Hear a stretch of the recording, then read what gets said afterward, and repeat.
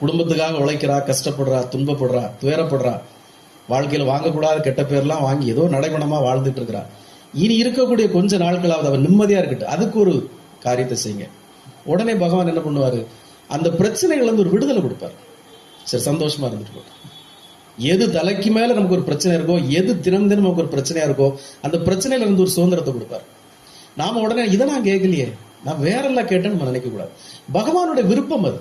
பகவானுக்கு தான் தெரியும் நமக்கு எதை எப்ப தந்தா நல்லதுங்கிறது அவருக்கு தான் தெரியும்.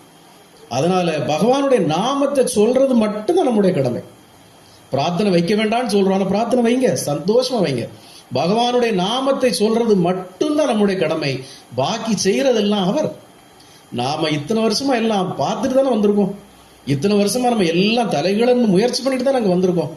இனிமேலும் சட்டத்தை நம்ம கையில் எடுத்துக்க கூடாது. சட்டத்தை நம்ம கையில் எடுத்துக்க கூடாதுன்னா பகவான்